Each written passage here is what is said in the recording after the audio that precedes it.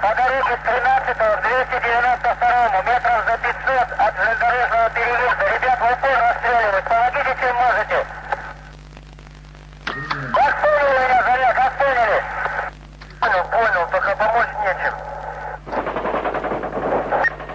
Слышал, контроль 8 передает, что патроны кончились.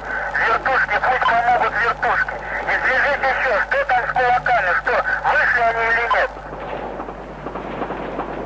Вот и связывался, сказал, что через 15 минут кулаки выйдут на 8-й.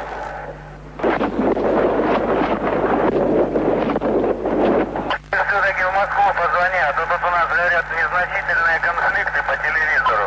И это значит бои в окружении и уничтожение контролей.